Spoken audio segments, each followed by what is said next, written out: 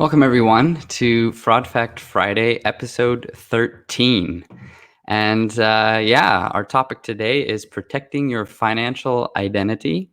I have a couple of organizational things I have to take care of here, like posting to the event.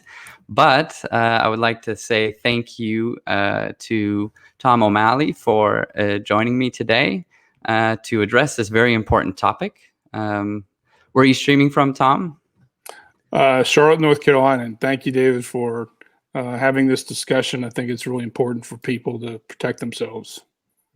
Yeah, I agree. And I have to say, ever since connecting with you here on LinkedIn, I've accelerated, let's say, my own efforts in taking action to better protect my personally identifiable information, what you refer to as PI. Sounds delicious, very controversial. And my hope is that today we're able to motivate other people to take these steps to be better protected.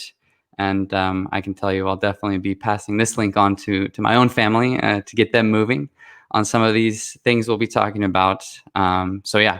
Thanks for joining. I appreciate it very much. We are going to, as usual, start with the Fraud Fact Friday Fast Facts. It's very difficult to say, but a fun icebreaker so that the audience gets to know my guests a little bit better and just gives people a chance to jump on and join. And in the meantime, if you're joining, please let us know where you're viewing from. Any comments you have, we're happy to address them. So the Fraud Fact Friday Fast Fact round is just 5 either-or questions, and you have to answer them in 30 seconds. So not too much thinking here. Just first thing that comes to mind, and I'll start the clock if you agree to play this little game. All right, then here we go. A burger or pizza? Grilled burger, rare to medium rare. Netflix series or a good book? Netflix. I want to laugh, cry, and get my emotions from entertainment in less than 140 minutes. If you could time travel, future or past? We only have 10 seconds. That's a tough one. I think I'd go past. All right. If you could leave for vacation right now, mountains or beach? Mountains, definitely. I live near the water. Coffee or tea? Oh. Coffee. You still have to answer. Coffee. All right. That was a close one. Mountains. So you're escaping then the ocean.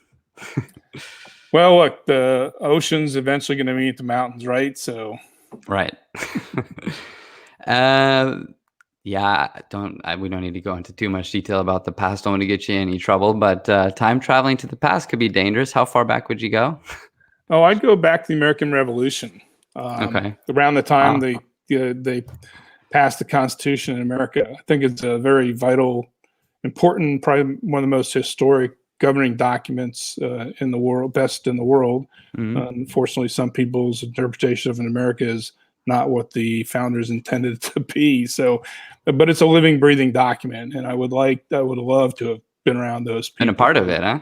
Oh yeah. Okay. It's cool. I'm also a coffee person, but I think we've now everyone had a chance to join. I'm going to hand the mic over to you to introduce yourself, tell the audience a little bit about your background and how you got involved in fraud fighting, cybersecurity, and all of that.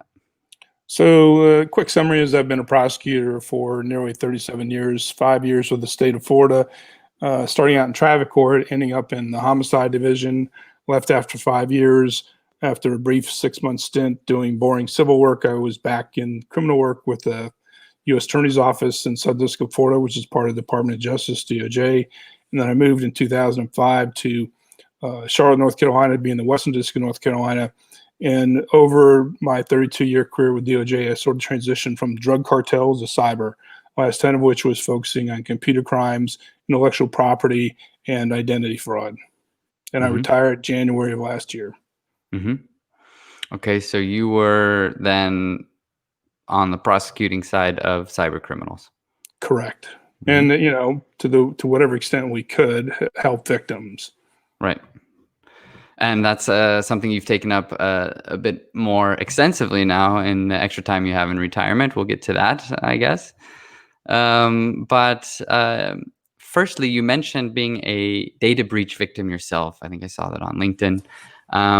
And I think it's these stories with people coming forward and talking about their own fraud and scam and data breach experiences that help creates the best awareness for the dangers that are out there, for the cybersecurity threats that are out there. And so can you talk a little bit about your own data breach experience? Sure. The biggest and first one that really caught my attention was the Office of Personnel Management for the Department of Justice and all federal employees. And basically, that agency had our personnel records and consisting of top secret security clearance applications reviewed every 5 years. And so, as you might expect, it is a dossier on our life going back to high school, every place we lived, every place we worked, everything about our immediate family. And so, that really caught my attention. And ironically, it happened while I was attending a privacy law scholars conference I was participating in Berkeley, California, based on Fourth Amendment issues, and the work I was doing at the time was historical cell site analysis. And then, so they gave us free credit monitoring, which, as I discovered, is like, not worth anything. It's like not locking the doors in your house and the alarm going off and saying there's a burglar in your house, they're stealing stuff. By the time the police are there, they're gone. Your data, your property's gone, and you're not going to see it again. So that I built Frozen Pie as a website on my own, just for family and friends, so I could tell them how to protect themselves. And then came the 2017 data breach by Equifax, which affected 148 million Americans, the OPM 21.5 million Americans. And once again, we're in that, how do we protect ourselves better than, having to pay for even getting free credit monitoring? And so I researched the whole freeze laws. And because of the Equifax hack, it became free for everybody in the U.S., including our children. So, and that prevents your stolen data from being used to get credit. Yeah. So, what constitutes a financial identity? We're talking about protecting your financial identity. How is that different than your personal identity? And how would you sum up one's financial identity? So let's first, personal identity in the law is called personally identifiable information. So PI, that's where Frozen Pie comes from. Yeah. And that includes identifying information about you, either with other information or by itself. So, for instance, your name, that doesn't uniquely identify you. That uniquely identifies all the David Weavers in the world. Right? There's a lot. So that could be a lot if you just do a Google search, right? There's a lot of us, yeah. And then, but when you add how many David Weavers were born on your birthday, right, that narrows the field. But typically, governments have to specifically identify people for benefit programs. And the United States did it in the 30s with Social Security numbers. That uniquely identifies you. And so the government agency in the United States has your name, your date of birth, and the Social Security number they gave you, but only they have it, right? So, but people, because that's stolen and people have built systems off Social Security number, that's not enough to, anybody can use that now, quite frankly, either posing as you or posing as an avatar of you, what they call synthetic identity. So financial identity is really the most important part of your identity. It's not only the information that specifically identifies you, it's the information that identifies your current net worth, things you have, like money in the bank, investment accounts, etc. And that's protected by usernames and passwords. And then the other part of financial identity is what's your future worth? What will a company lend you? How much money will they lend you to buy a house? How much money will they lend you to buy a car? How much money will they extend to you in credit cards or in home equity loans, right? Because we all can't afford to buy all the things we would like to have, and sometimes even need to have a roof over our heads based on a current income. So, so your financial identity is all that, and the companies that keep hold of that are in America 43 credit reporting agencies, but there's an oligopoly of 3 of them: Experian, Equifax, and TransUnion, and they account for over 200 plus Americans. So if you've ever borrowed money for anything or ever gotten a credit card in America, you're in that database. Hmm. Yeah, so there's a third of a chance then that I was a part of that breach that we talked about at the beginning, I guess. You Kind of. mostly the Equifax most likely, and both those breaches were done by a nation state, Okay. China. Hmm. So one type of fraud that you're trying to prevent with your services at Frozen Pie, it's a big issue. It's new account lending fraud. Um, how does this type of fraud work, and what could be done to prevent it? Okay, so the new account fraud has been documented, and it has gone from a $3 billion industry for criminals in America alone to the last count in 2018 was $3.4 billion. And so that's done with your stolen financial identity. And it's either somebody posing as you or somebody creating a synthetic identity with your social security number. And the problem with the industry is consumer debt is a $14 trillion industry. So they Mhm. don't take the necessary precautions they need to take to make sure that they're giving the money to you to buy a house, to get a car, to get credit cards. They do risk analysis, and the risk analysis is based more on how much money will they make giving out, these loans and the rates of interest that they can charge anywhere from, single digits to 30%, right? Mhm. And then if they don't get paid back, well, then they just go ahead, they write it off, and they'll go ahead and they don't really track they don't really categorize fraud as much. They'll just pass that bad debt off to debt collectors who buy for pennies on the dollar and hound the victim for a loan that they didn't take. So, Okay. so new account fraud is basically money that lenders presumed that they were giving to people to buy houses, cars, for our economy here, when in fact it's being diverted to criminals who use it for drug trafficking, human trafficking, all sorts of criminal activity, Mhm. including better and more sophisticated ways to steal more data. Right. Yeah. Okay. Um, so what would you say can be done to prevent that type? I mean, it's a big number. So 3.4 billion. Can we bring that down? you Or is it I depends. mean, So I yeah. ask you. I mean, and you're in a difficult position because you're abroad. But what Yeah. actions have you taken, and what actions have people taken to protect their identity? So Yeah. the most important identity that is harmful to people is new accounts to be issued by new lenders, right? Yeah. So the accounts you have that are existing, say a credit card or whatever, Americans are pretty much made whole if they weren't complicit in the use of it. And it's pretty easy to prove that, look, I live in Charlotte. I wasn't in Seattle. I didn't make that charge. I wasn't in Buenos Aires. And so the banks eat that fraud. And for you, it's a minor inconvenience because they go ahead and they just stop that card or whatever and send you a new card.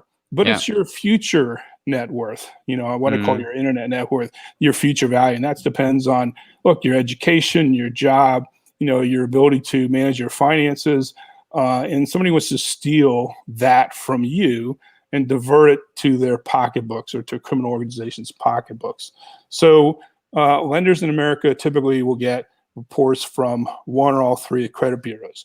And now, since the Equifax data breach and effective September 2014, you have a right to prevent the CRAs, credit reporting agencies, from giving credit reports to new lenders. And there's like over 14,000 lenders. So they can Mhm. make a decision to extend a loan to people posing as you or, Mhm. or a robot of you rather than you. But you have the ability to unfreeze it. Like if you're at the bank, you can go Right. ahead and unfreeze it. And so they can make a risk assessment. Okay, I want to give them a loan. The loan will be so much. This will be the interest rate because I can assess the fraud risk. Um, and the industry is not motivated to solve that problem, right? They make Mhm. approximately $1 per report that they give to banks. So let's say 10 people go to banks, 9 of them are criminals and 1 of them is you. If Mhm. you don't freeze your credit reports, the credit reporting agency makes $10, right? Mhm. And the credit reporting agency doesn't lose any money. The issuer does based on the fraud risk analytics they chose to use.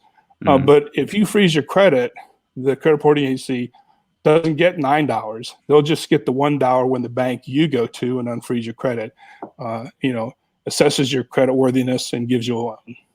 Yeah. So a lot to do on the individual level. So let's say your identity is stolen. It can be obviously a traumatic experience. It can be an expensive experience, and can make you feel helpless, vulnerable. And so what would be the steps that you could recommend? So say it does happen. I mean, they're out there. The information's out there. We were talking previously. It's not a matter of if, it's typically when. Let's say it does happen. How can you recover? How do you recover? What are some steps that can be taken? Okay, so let's start with the first premise. Your data has already been stolen, right? Just look at the number of data breaches that are out there. Look at the Identity Theft Resource Center. They have all the stats on going back to 2005 or more. There's no question that your information is out there. The question is when it will be used and who will use it, and who will be the entity giving money to criminals based on your stolen information because they're fraud risk analytics. So it's already out there. You need to freeze it now. But I provide all the links on my Frozen Pie website, which are homemade and just link you to where you need to go. And one of the sections we have is victim help. So you can go to the Federal Trade Commission, and they have a website called identitytheft.gov that'll walk you through the steps you need to take to go ahead and resolve that. And then there's also the Identity Theft Resource Center, which is a pro bono. It's a nonprofit organization that will help people either via live chat or people who are computer challenged. They'll take phone calls when they're available, and they'll help walk you through the process. But the main thing is to file those disputes immediately. It's a hard to recover. It is extremely difficult. Here's the irony. A number of banks are very loose at giving out money because they're playing the odds with your identity because the consumer debt market is so profitable. And they impose less standards to identify or confirm that you are who you say you are, then the hell they put you through to prove that you're not the criminal. You're not the criminal who stole your identity and used it. You've got to prove your innocence when the real issue is their negligence. So that can be very time consuming depending on the entity that issued the money, and it can be challenging, but you just have to persevere. So rather than going through all that, freeze your credit now, right? Okay. So, all right. While we were talking there, we had a question come in. From your perspective, the user isn't being shown here, but from your perspective, what are the biggest barriers for people to be proactive at protecting their pie? So it's 3 steps. One is they don't know about it. Okay. Okay. 2 is they're apathetic, even if they know about it, right? They'll I got this to read, I got this to watch, I got this to do, I got work, people only do it when it happens, right? Yeah, and they go, I should have frozen my credit. Now here I am. So, it's hard to get people to sit down and do it, number one. Number 2, it used to be a lot of friction, a lot of disinformation provided by the CRAs claiming that it would affect the speed with which your credit can be issued, et cetera. Look, all that's gone away. I give you the links. It's pretty straightforward. If you do things online or if you do things over the telephone, I've got those numbers on my sites. It should be a fairly simple process. And for some reason, you are unable to prove your identity, which is they use what's called KBA, knowledge-based authentication. They pull information from your port, for example, to say, which of these streets have you lived on? Blueberry, apple, cider, or none of the above, right? And so there'll be a series of 3 to 5 questions pulled from there. There'll be some trick questions. But, the problem sometimes they'll reach back, like in my case, they asked me a question from 1981. Okay. I was 1 year into my job. I don't remember the cases I prosecuted in 1981. There was, let's set aside, what bank loaned me money. But so there are some flaws in that KBA. But once you get through that KBA, which is what they're going to use to let you see your credit report. And once you see it, freeze it. You need it. It's like GDPR, right? So the Fair Credit Reporting Act is pretty much a version of GDPR. You have a right to look at what's in your credit report. You have a right to correct what's in your credit report, and you have a right to freeze your credit report. Your existing lenders can always see it, right? Because they've given you money and they need to track, and they're constantly feeding your payments back to the CRA. But the biggest threat to you are the new lenders. You don't want to get a call one day from a debt collector claiming you owe Apple $3,000 for phones you didn't buy, right? That are now in, abroad somewhere. And then you got to go through the hassle of, hey, it wasn't me. That's a real problem. Yeah. And I think you might have just answered one of the questions that just came in without seeing it. So we were going in the right direction there. But Michael Skiba, Dr. Fraud here, what is the biggest threat to Pi right now? I think you, with the new lending fraud, kind of touched on that. Anything else on that? I'd say, look, the Pi problem is over. It's out there. It's the use of Pi that people have to take control, because look, nobody's going to regulate or protect you better than yourself. So, I can, through Frozen Pi, I can lead you to the gates of the credit reporting agencies, or to the FTC, or to the Theft Resource Center, so that you can do these things easily, right? And it's up to you to go through and answer that question. And some CRAs, credit reporting agencies, are better than others with the ease of use, but you just have to persevere. What, like you had mentioned, over the phone, mail, online, these online security questions, what is actually, in your opinion, would be the safest way to go about doing it? I mean, I always am very hesitant to put my social security number, typing it up anywhere, and then we're supposed to trust the credit reporting page. So what would you say would be the safest way to get these reports? Well, the links I sent you, right? Because they're SSL, and look, these are multi-billion-dollar companies, and they're going to secure the information flow, right? So I don't know that we have a problem with it. If you feel that you're concerned about doing it online, then pick up the telephone and call the toll-free number. So it's a voice-assisted thing that basically does what you can do online. Just call that number. The first thing it'll do is ask you to punch in, your social security number, and then they'll proceed through the script they need to let you confirm who you are. And then you get the access to go ahead and say, okay, I want to see my credit report. Now, after you review it, this is not me, or this is erroneous, I paid that. You can start that dispute process. You can track it. You can file a complaint with the FTC if they don't do their job on time.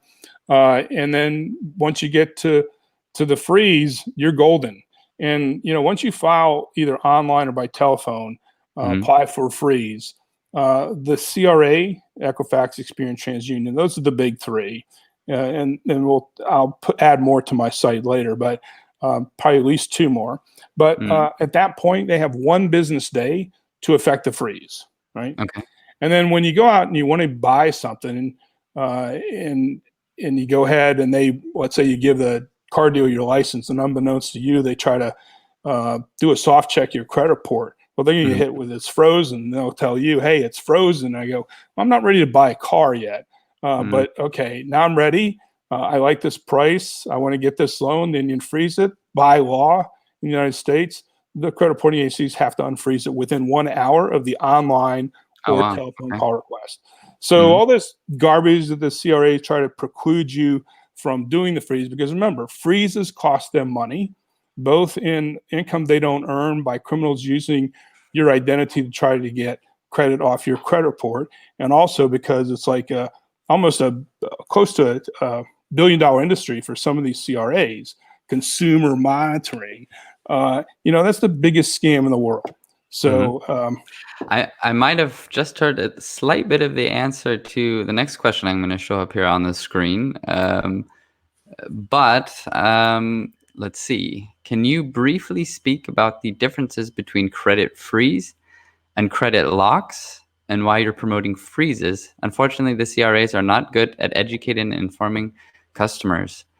So, Well, I of, mean, of course. yeah. So this is the freeze is required by law. You don't have to give the credit reporting agencies anything to freeze your credit. And quite frankly, they could even do it by default and make it simple for the people to unfreeze to get loans, but they choose not to do that again because it costs them money.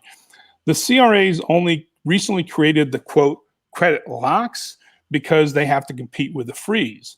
But the difference with the credit lock is they give you terms of service, and their terms of service basically, as you read through all this legalese written up by their lawyers, they basically require that you consent to giving them more information about yourself, which they then use in their unregulated industry of being a data broker, right? So the quid pro quo for them, instead of getting money from you to monitor your credit, and instead for you to get a free credit freeze under the law with no quid pro quo, right?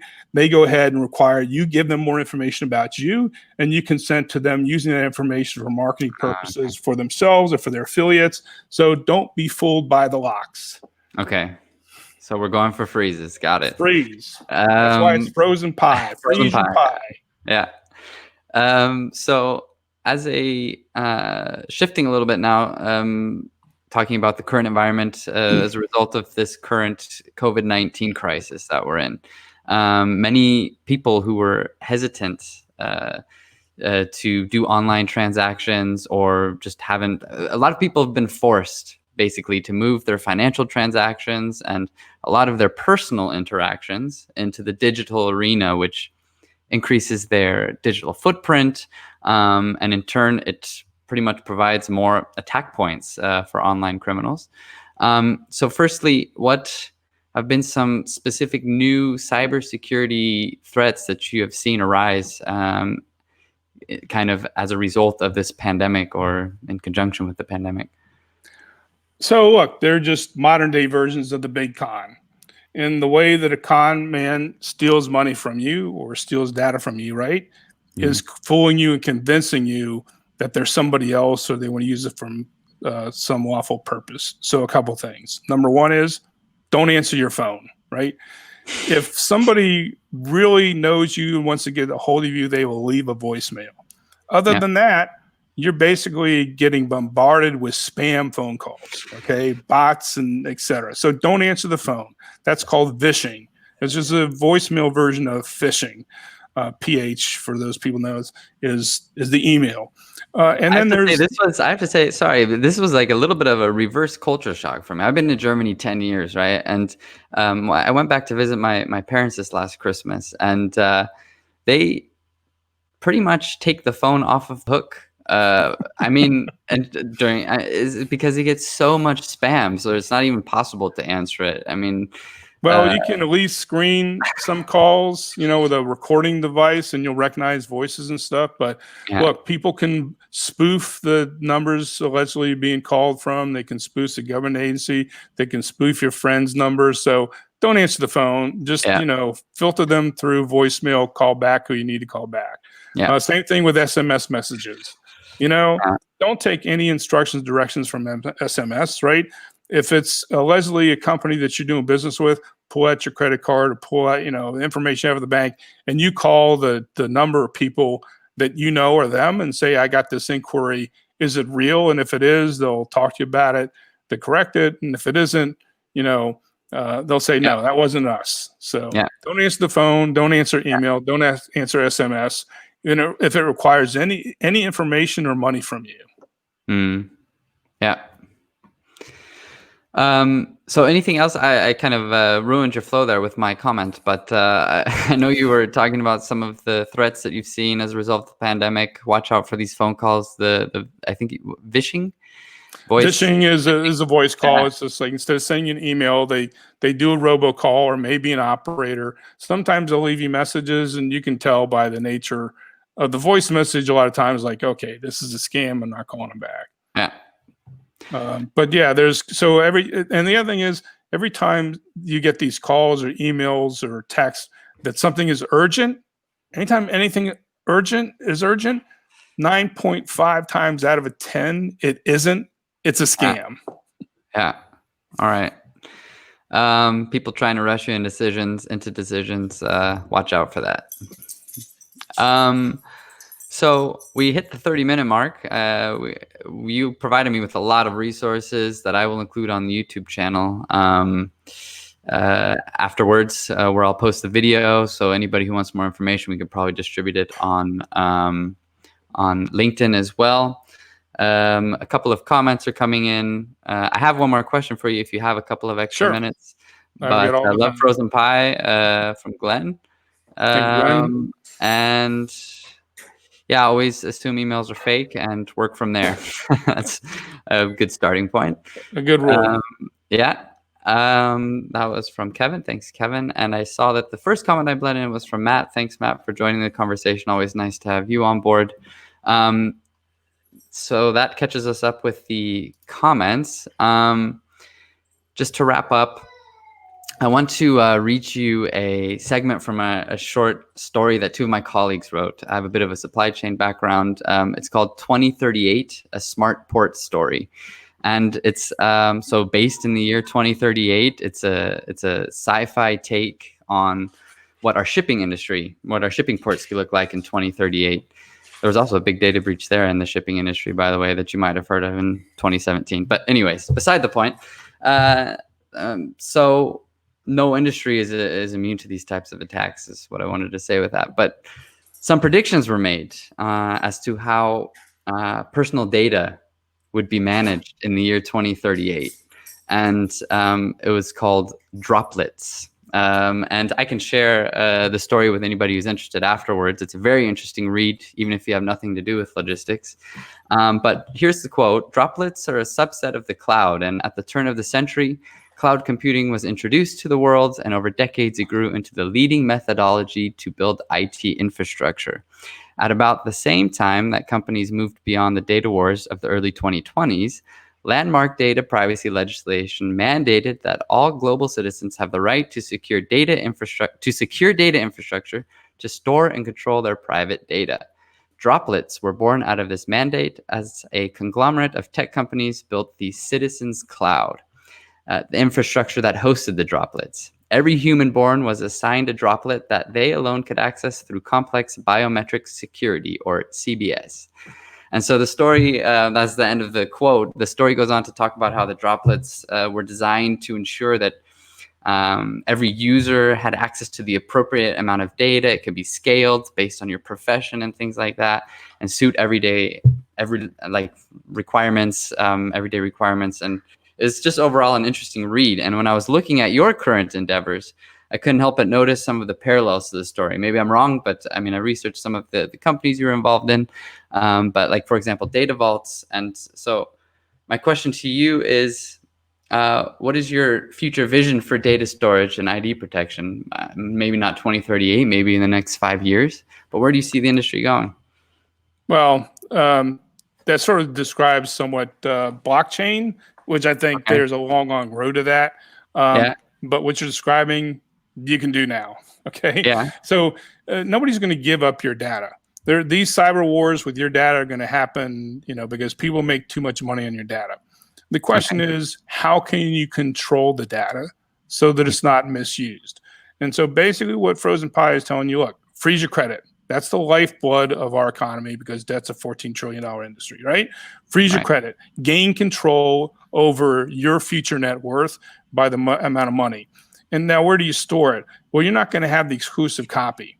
You can go ahead and use, through one of my partners, Strongbox, Virtual Strongbox, and store all your relevant data there. Everything's 256-bit encrypted. Everything up and down is 256-bit. Doesn't matter if your computer phone's locked up ransomware. It's always secure in the cloud.